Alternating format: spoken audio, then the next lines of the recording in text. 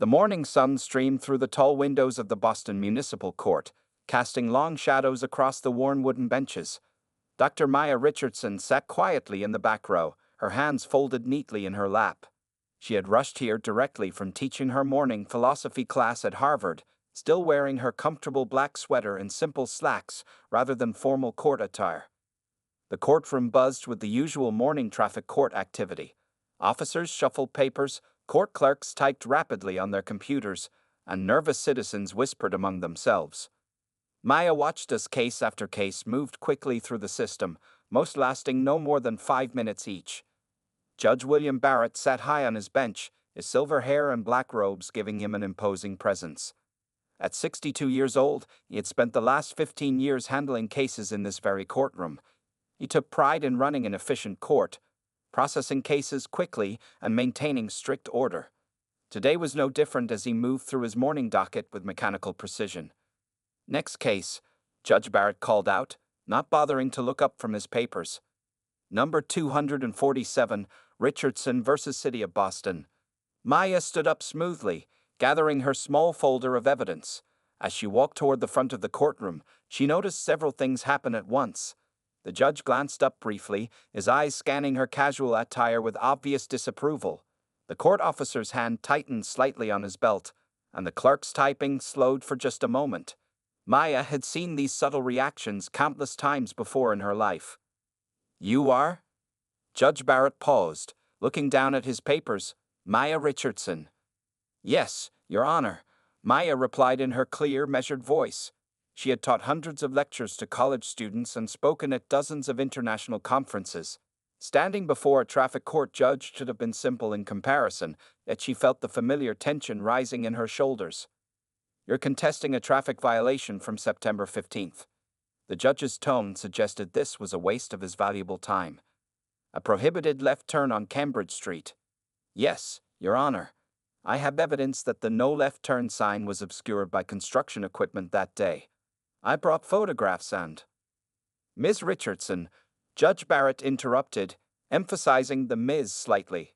"The officer's report clearly states the sign was visible. Are you suggesting the officer was incorrect?" Maya took a deep breath, maintaining her composure.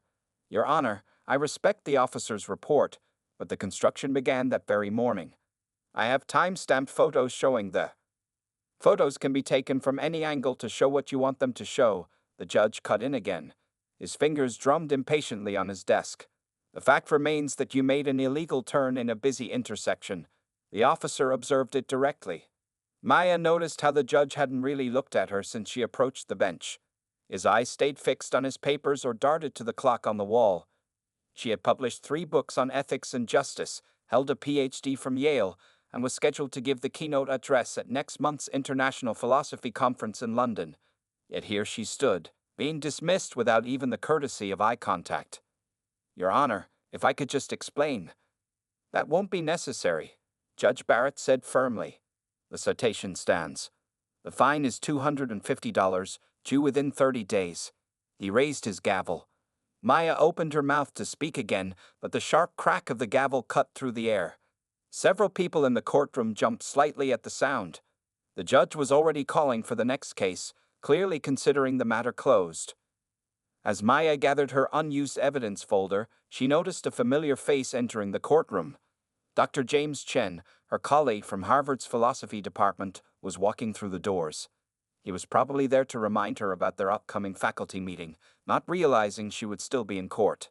"Dr. Richardson," he called out cheerfully, "I hope I haven't missed your case. The department chair wanted me to confirm your availability for next week's ethics panel, and congratulations again on being selected for the London keynote." The typing at the clerk's desk stopped completely.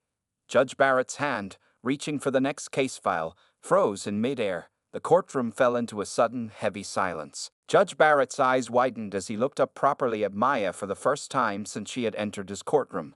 The title Dr. Richardson seemed to echo in the sudden silence. He straightened in his chair, his previous dismissive expression replaced by one of confusion and growing recognition. "Dr. Richardson," he repeated slowly. "From Harvard University?" Maya turned to face the judge again, her posture straight and dignified. "Yes, Your Honor. As I was trying to explain, I have evidence about the construction work that morning. Perhaps now you'd be willing to examine it. The judge's face flushed slightly as he noticed several people in the courtroom watching the scene with interest. His law clerk was already typing something into her computer, probably searching for Dr. Maya Richardson's credentials. Judge, the clerk whispered loudly enough for the front rows to hear, Dr. Richardson is the author of Justice in Modern Society and Ethics Across Cultural Boundaries. We have her first book in your office library. The color in Judge Barrett's face deepened. He had indeed read her first book just last month as part of a judicial training seminar on ethical decision-making. The irony of the situation wasn't lost on anyone in the courtroom. Dr. Richardson, he said, his tone notably more respectful, I'd apologize for my interruptions earlier. Please, present your evidence regarding the construction work. Maya opened her folder and placed several clear photographs on the evidence table. These were taken at 8:15 a.m. on the morning of September 15th. As you can see, the construction company had placed their equipment directly in front of the no left turn sign. It wasn't visible to any drivers approaching the intersection. She then pulled out a letter on official city letterhead. I also have confirmation from the City Works Department that emergency water main repairs began that morning without advance notice to residents. The construction permit shows work started at 7:30 a.m.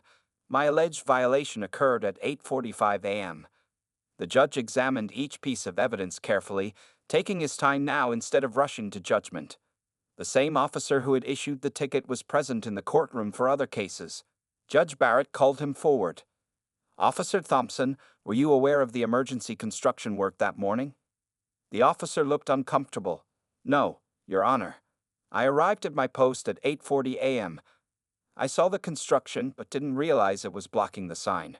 From my angle, the sign was visible. Dr. James Chen, still standing near the back of the courtroom, raised his hand politely. Your Honor, if I may? I drove through that same intersection later that day. The sign was completely blocked until the afternoon when they moved their equipment. Judge Barrett removed his glasses and rubbed his temples. The situation had become much more complex than a simple traffic violation. His hasty judgment and dismissive attitude toward Dr. Richardson now seemed not only unprofessional but potentially biased. Dr. Richardson, he said finally, I owe you an apology.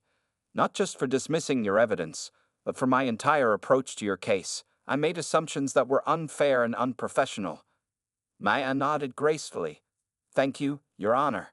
Would you be willing to review the evidence now? Yes, of course, he replied quickly. In fact, based on the photos and the city's letter, I'm going to dismiss this citation entirely.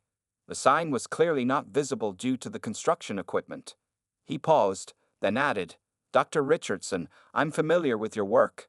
Your book on ethical decision-making in modern society sits on my shelf. I should have demonstrated better judgment today. Maya gathered her materials calmly. Your Honor, we all carry biases that we must work to recognize and overcome. What matters is how we respond when those biases are revealed to us. The words hung in the air, heavy with meaning. Several people in the courtroom nodded in agreement, while others shifted uncomfortably in their seats. Judge Barrett looked thoughtful, perhaps realizing that this case would stay with him far longer than any routine traffic violation. Case dismissed, he announced finally, but his voice lacked its usual authoritative finality.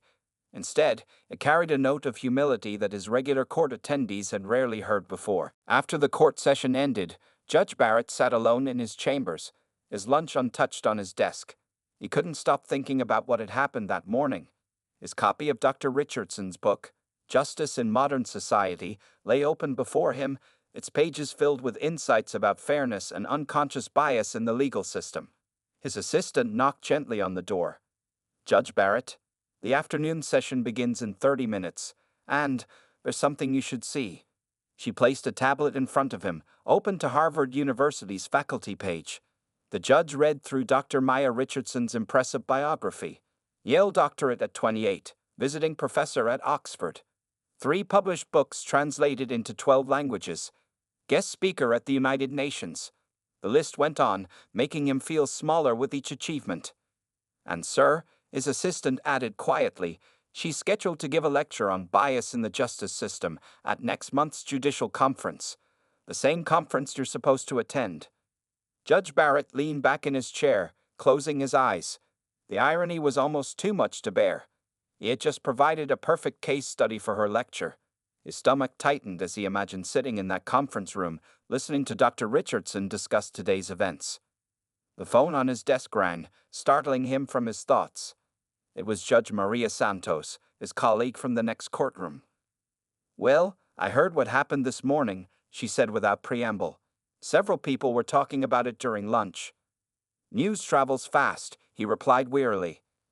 "You know, this could be an opportunity," Judge Santos suggested. "Instead of being embarrassed, why not learn from it?" Dr. Richardson's work focuses on how systems can improve when people acknowledge their biases. Judge Barrett glanced at the clock. 25 minutes until his afternoon session, he made a decision. "Sarah," he called to his assistant, "could you reach out to Harvard's philosophy department? I'd like to schedule a meeting with Dr. Richardson, if she's willing." While waiting for his afternoon session to begin, Judge Barrett reviewed the notes he had taken during that morning's traffic court. How many other cases had he rushed through? How many other people had he judged based on appearance, dress, or manner of speech? He pulled out the court records from the past month. As he began reading through his decisions, patterns emerged that made him increasingly uncomfortable. Different tones of voice for different defendants. Varying levels of patience and attention. Assumptions made without evidence. The afternoon session was about to start when his assistant returned with news. "Dr. Richardson agreed to meet with you tomorrow morning at 9 a.m., sir. She said she appreciates your willingness to have this conversation." Throughout the afternoon court session, Judge Barrett handled each case differently. He looked each person in the eye. He listened more carefully. He checked himself whenever he felt the urge to rush or interrupt. At the end of the day, he sat down to write a formal letter to the court administration. In it, he recommended mandatory bias training for all court staff, including judges. He attached research papers on judicial bias, including several written by Dr. Richardson. As he was preparing to leave, Judge Santos stopped by his chambers again. "I saw your letter to administration," she said. "That's a brave first step, Will." He nodded, gathering his things. "I've been on the bench for 15 years, Maria. Today made me wonder how many times I've failed to deliver true justice because I couldn't see past my own prejudices." "The important thing is what you do next," she replied. "Tomorrow's meeting with Dr. Richardson can be the start of real change in our courthouse." As Judge Barrett drove home that evening, he rehearsed what he would say to Dr. Richardson the next morning. Not excuses or defenses, but an honest acknowledgement of his mistakes and a commitment to do better. On his passenger seat lay a copy of Dr. Richardson's latest book, which he had asked his assistant to purchase. Its title seemed to glow in the evening light. Beyond First Impressions, Breaking the Cycle of Institutional Bias. At precisely 9 a.m. the next morning, Dr. Maya Richardson walked into Judge Barrett's chambers. She carried herself with the same quiet dignity she had shown in court, dressed professionally in a navy blue suit. The judge stood to greet her, noticing how different the power dynamic felt in this meeting compared to yesterday's court session. "Thank you for coming, Dr. Richardson," he said, gesturing to a comfortable chair across from his desk. "I appreciate you taking the time." Maya sat down, placing her briefcase beside her. "Your request for this meeting suggests you're willing to have an honest conversation, Judge Barrett. That's a good starting point." The judge nodded, noticing her copy of yesterday's court transcript on her lap. He had spent half the night reviewing his own copy, each page making him more aware of his biased behavior. "Before we begin," Maya said, opening her briefcase, "I'd like to share something with you." She pulled out a stack of papers, more traffic tickets, dating back several months. Each one showed the same pattern. Tickets issued near the university, signs blocked by construction or trees, quick dismissals for some drivers but not others. "I've been collecting these," she explained. "Not just my case, but similar incidents reported by colleagues and students. There's a pattern here that goes beyond one judge or one courtroom." Judge Barrett leaned forward, surprised. "You've been researching this systematically." "I'm a philosopher, Your Honor. Research and observation are what I do." She spread the tickets across his desk. "Notice the demographics of who gets tickets versus warnings. Look at the patterns in how cases are handled in court." The judge examined the documents, his face growing more serious with each page. The data was clear and troubling. Maya watched him process the information, her expression neither accusing nor angry, simply observant.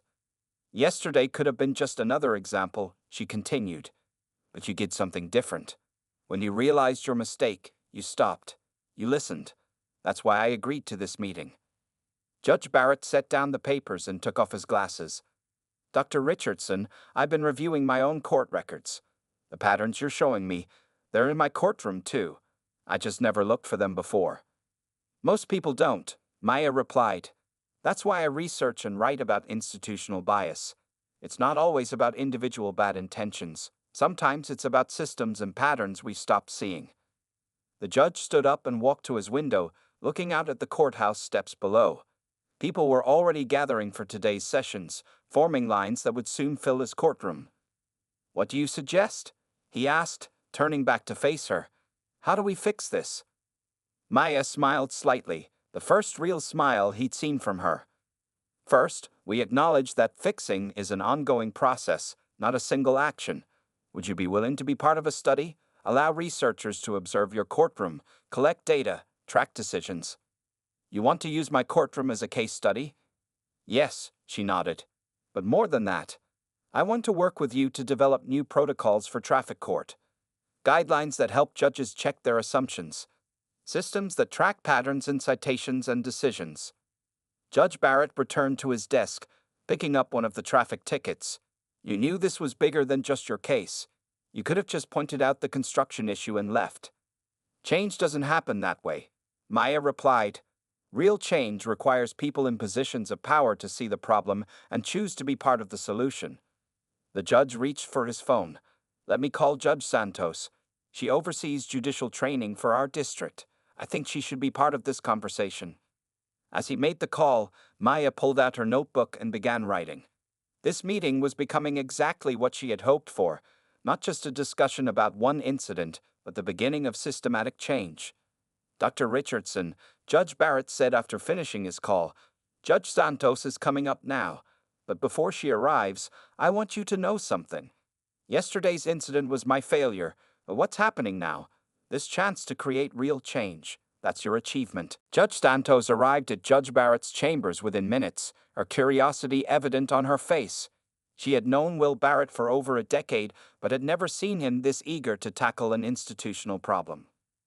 Dr. Richardson, she said warmly, shaking Maya's hand. I've used your books in our judicial training sessions. This is quite an opportunity. The three of them sat around Judge Barrett's large desk, surrounded by the traffic citations Maya had collected. Judge Santos picked up several tickets, her eyes narrowing as she studied the patterns. These numbers are troubling, she said finally. But what's more troubling is that none of us noticed it before. She looked at Maya. What exactly are you proposing? Maya opened her laptop and pulled up a presentation she had prepared. I suggest a 3-month pilot program. We track every traffic case in Judge Barrett's courtroom. We record basic information, the defendant's demographics, the officer's reason for the stop, the outcome of each case. Judge Barrett nodded. And you would analyze this data? Yes, with my research team at Harvard. We'll look for patterns in how cases are handled, but more importantly, we'll develop a checklist for judges to use during traffic court. Simple questions to help check assumptions before making decisions. Judge Santos leaned forward, interested. Like what? For example, Maya had explained, before ruling, a judge would ask themselves, have I given this person the same time to speak as others? Am I making assumptions based on their appearance? Have I reviewed all evidence with equal attention? As she spoke, Maya noticed both judges taking notes. This wasn't the reaction most people expected from her work on institutional bias. Usually, people became defensive or dismissed her findings. But here were 2 senior judges, actively engaging with the idea of examining their own biases. There's more, Maya continued. We'd like to install cameras in the courtroom, not to record defendants, but to record the bench. We want to study judicial behavior, tone of voice, body language, time spent on each case. Judge Barrett looked uncomfortable but didn't object. Yesterday's experience had shown him how his own behavior could change without him realizing it. The cameras might make some judges nervous, Judge Santos said thoughtfully. But maybe that's exactly why we need them. Maya pulled out another document, a draft proposal for the study. We'll need approval from the court administration. Having support from both of you would help significantly. Judge Barrett picked up the proposal. I'll sign it right now. After yesterday, how could I not? Will, Judge Santos interrupted. You should know what this might mean. If the study finds significant bias in your courtroom, then I'll deal with those findings openly, he finished. Better to know the truth than continue making decisions based on unconscious bias. Maya watched this exchange with interest. This was why she had agreed to the meeting, not just to address one incident, but to find allies willing to create real change. There's one more thing, she said, pulling out a final document. I'd like both of you to come speak at next month's judicial conference. Not just about this study, but about yesterday's incident.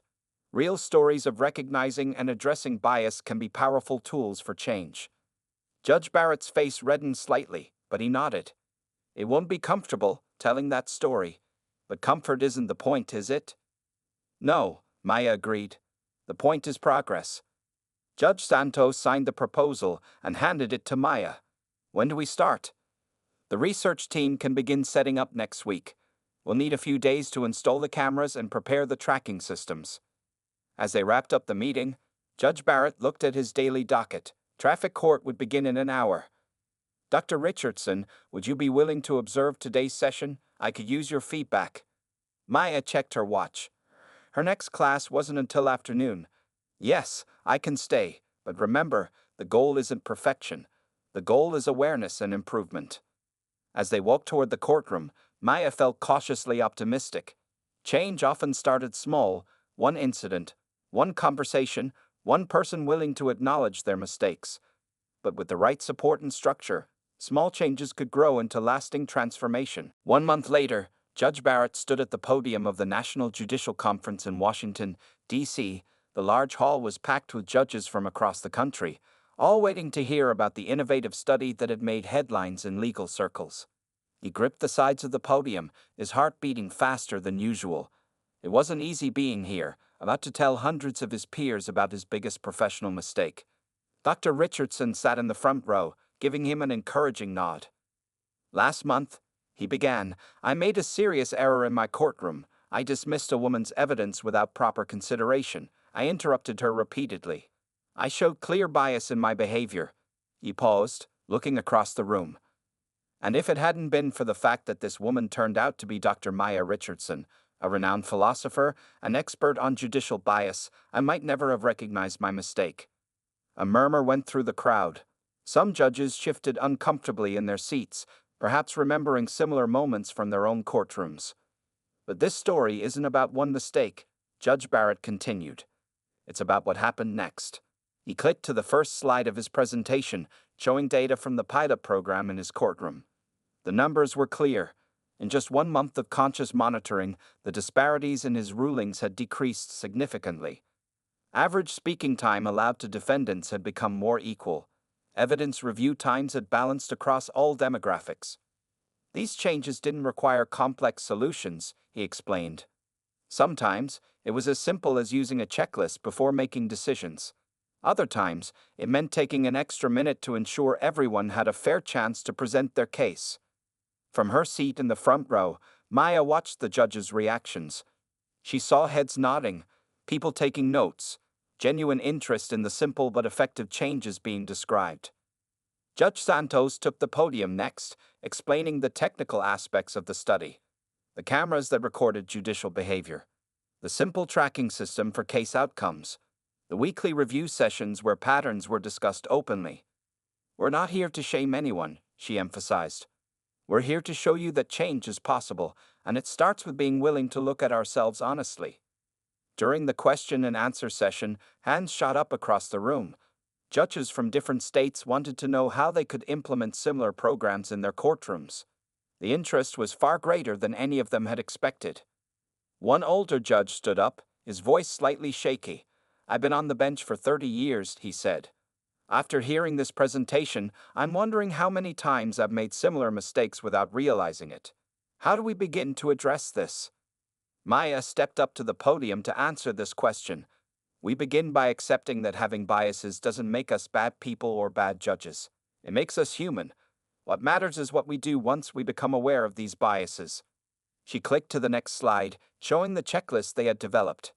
This simple tool, when used consistently, reduced biased decision making by 47% in our pilot program, and that was just in the first month. Judge Barrett returned to the podium for the closing remarks. 1 month ago, I had two choices after realizing my mistake. I could have been defensive, made excuses, or tried to justify my actions. Instead, I chose to learn from it. Today, I'm a better judge because Dr. Richardson was brave enough to challenge me, and because I was willing to listen. As the presentation ended, judges crowded around Maya and Judge Barrett, asking for copies of the checklist and details about implementing similar programs. The energy in the room was charged with possibility. Maya watched Judge Barrett answering questions, noting how different he seemed from the dismissive judge she'd encountered in traffic court just a month ago. He spoke with humility and enthusiasm about the importance of recognizing and addressing bias. A young judge approached Maya with tears in her eyes. "I had almost given up hoping we could change these patterns," she said quietly. "Thank you for showing us it's possible." Maya smiled, thinking about how a simple traffic ticket had led to this moment. Sometimes, the biggest changes started with the smallest incidents, if people were brave enough to learn from them. 6 months after the judicial conference, Dr. Maya Richardson stood in front of her ethics class at Harvard, writing on the whiteboard, "How small changes create big impact." Behind her, a news article was projected on the screen, showing Judge Barrett's program had now spread to 50 courthouses across the country. "When I walked into traffic court that day," she told her students, "I never expected it would lead to all this." She gestured to the stack of reports on her desk, data from courts implementing their bias checking program. A student raised her hand. "Dr. Richardson, didn't you feel angry when the judge treated you that way? How did you stay so calm?" Maya smiled, remembering that morning in court. "Of course I felt frustrated. But I saw something more important than my personal feelings. I saw an opportunity for real change." She clicked to the next slide, showing before and after statistics from Judge Barrett's courtroom. The numbers told a clear story of improvement: more equal speaking time for defendants, more consistent review of evidence, and more balanced outcomes across all demographics. Judge Barrett could have been defensive, she continued. He could have just apologized and gone back to business as usual. Instead, he chose to look at his own biases honestly. That's what made the difference. As she spoke, her phone buzzed with a message. It was from Judge Santos. "You won't believe the latest numbers. 10 more states want to implement the program. They're requesting training sessions." Maya showed the message to her class. This is how change happens, not through anger or shame, but through people willing to learn and improve. Another student spoke up. "What about the judges who don't want to change? Who don't think they have any bias?" Before Maya could answer, there was a knock at the classroom door. Judge Barrett stood there, right on schedule for his monthly guest lecture. The student sat up straighter, recognizing him from the news coverage. "May I answer that question?" he asked, walking to the front of the room. Maya nodded and took a seat among her students. 6 months ago, I was one of those judges, he admitted. I thought I treated everyone fairly. I would have argued strongly that I had no bias. He paused, looking around the classroom. I was wrong. The students listened intently as Judge Barrett shared what he had learned. He told them about the cameras in his courtroom that recorded his changing tone of voice with different defendants. He described the patterns in his decisions that he had never noticed before. "The hardest part wasn't changing my behavior," he explained. "The hardest part was accepting that I needed to change at all." Maya watched her students taking notes, seeing the impact of this real-world example. Theory was important, but nothing taught like true experience. Last week, Judge Barrett continued. "A young judge shadowed me in court. She was using our checklist, watching for her own potential biases. At the end of the day, she told me something interesting." He smiled at the memory. She said she had almost quit being a judge because she worried about making unfair decisions. Now she felt she had tools to be better. Maya stood up and joined him at the front of the class. "This is why I write about institutional bias," she explained. Not to point fingers or assign blame, but to find solutions that work. A student in the back raised his hand. Is it really that simple? Just a checklist and some cameras. No, Maya answered honestly. The checklist and cameras are just tools. The real change happens when people are willing to look at themselves honestly and commit to doing better. Judge Barrett nodded in agreement. I still catch myself making assumptions sometimes. The difference is, now I recognize it happening and can correct myself. As the class ended, students gathered around Judge Barrett and Dr. Richardson, asking questions about the program's expansion. The story of what had happened in traffic court 6 months ago had become a powerful teaching tool, showing how personal awareness could lead to institutional change. Maya packed up her materials, thinking about how far they had come from that first confrontation in traffic court. Sometimes the best changes came from the most unexpected moments, if you were willing to see the opportunity hidden within the challenge. 1 year after the traffic court incident, Dr. Maya Richardson stood in the Grand Hall of the Supreme Court. Hundreds of judges, lawyers, and legal scholars filled the room for the launch of the National Judicial Bias Prevention Program, based on the model she and Judge Barrett had created. The Chief Justice himself had requested this presentation after seeing the remarkable results from courts across the country. Maya looked out at the audience, spotting Judge Barrett and Judge Santos sitting in the front row, both now recognized as pioneers in judicial reform. A year ago, Maya began, a blocked traffic sign and a rushed court decision led to something unexpected. Today, that single incident has helped transform over 200 courtrooms nationwide. She clicked through slides showing the program's impact, a 60% reduction in demographic disparities in traffic court outcomes, more than 5,000 judges trained in bias recognition, 15 state Supreme Courts adopting the checklist system. But numbers only tell part of the story, she continued. The real change happens in individual moments, in daily decisions, in the way we choose to respond when our biases are revealed to us. From his seat, Judge Barrett watched Maya speak, remembering how differently he had seen her a year ago in his courtroom. Now, she was helping to reshape the entire American justice system, one courtroom at a time. After Maya's presentation, the Chief Justice stepped up to the podium. Today, we're not just launching a program, he announced. We're establishing the Richardson-Barrett Initiative for Judicial Fairness, with permanent funding to continue this vital work. Maya hadn't known about this announcement. She looked at Judge Barrett, who smiled and nodded.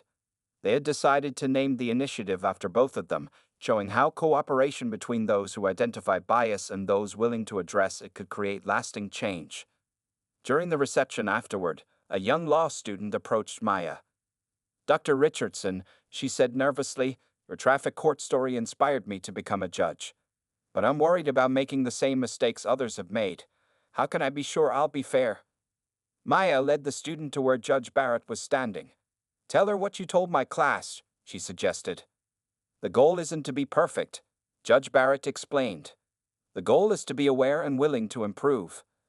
Every morning before court, I look at Dr. Richardson's photo on my wall and remember what she taught me about checking my assumptions. Later that evening, Maya and Judge Barrett walked down the Supreme Court steps together. News cameras flashed, capturing this symbolic moment. The philosophy professor and the traffic court judge who had accidentally started a national movement for judicial reform. Did you ever imagine this would happen? Judge Barrett asked. That day in traffic court? Maya shook her head. No, but I knew there was potential for change if you were willing to listen. That's why I came back with all those statistics the next day. They reached the bottom of the steps, where Judge Santos was waiting with surprising news. The program is going international, she announced excitedly. Courts in Canada and the UK want to implement it. They're requesting you both come speak. Maya smiled, thinking about how far they had come. A blocked traffic sign had led to a conversation, which led to a program, which led to a movement. Now that movement was crossing borders. Back in her office at Harvard that night, Maya added a final chapter to her new book, From Traffic Court to Supreme Court: How Small Changes Transform Systems. On her desk sat the original traffic ticket that had started it all, now framed as a reminder that change could start anywhere. Her phone buzzed with a message from Judge Barrett. Just finished today's court session using our checklist. Still learning, still improving. Thank you for not giving up on me that day. Maya looked out her window at the students crossing the Harvard yard. Tomorrow, she would tell them this story again, not just about bias and justice, but about how every interaction held the potential for transformation if people were willing to learn from their mistakes and work together for change. She typed back a simple reply: "Thank you for showing that change is possible, one decision at a time."